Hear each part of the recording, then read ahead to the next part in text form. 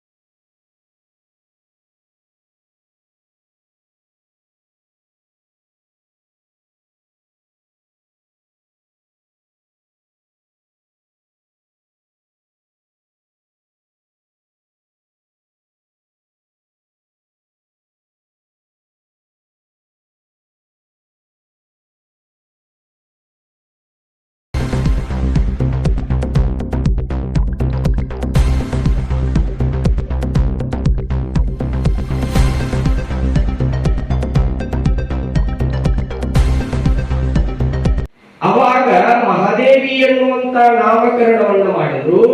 ಮಾಡಿದ ನಂತರದೊಳಗ ಆ ಮಗುವಿಗೆ ಉತ್ತಮವಾಗಿರುವಂತ ನಡೆ, ನುಡಿ, ಆಚಾರ, ವಿಚಾರ, ಸಂಸ್ಕಾರಗಳನ್ನ ಕೊಡ್ತಾ ಬಂದರು. ತಾಯಂದ್ರಾದಂಥವರು ಏನು ಕೊಡಬೇಕು ಅಂದ್ರೆ ಮಕ್ಕಳಿಗೆ ಮೊದಲಿಗೆ ಸಂಸ್ಕಾರ ಕೊಡಬೇಕು ಅಂತ. ಸಂಸ್ಕಾರಹೀನ ಪಶು ಸಮಾನ. ಯಾವ ಮನುಷ್ಯನಿಗೆ ಸಂಸ್ಕಾರ ಇಲ್ಲಲ್ಲ ಆ ಮನುಷ್ಯ ಈ ಧನದಕ್ಕಿಂತಲೂ ಕೂಡ ಕಡೆ.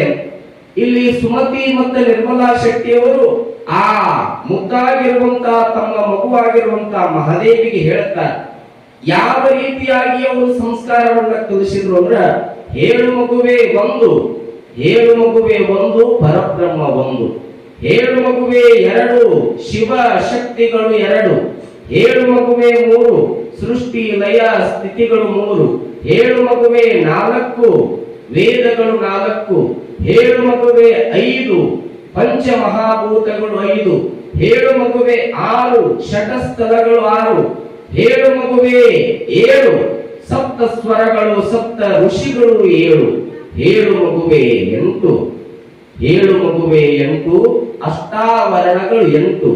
ಅಷ್ಟಾವರಣ ಅಂದ್ರೆ ಗುರು, ಲಿಂಗ, ಜಂಗಮ, ಪಾದೋದಕ, ಪ್ರಸಾದ, ವಿಭೂತಿ, ಮಂತ್ರ, ಇವುಗಳಿಗೆ ಅಷ್ಟಾವರಣ ಅಂತ ಕರ್ಕೊಂಡು ಬರ್ತಾರೆ ಪುಣ್ಯಾತ್ಮರೇ.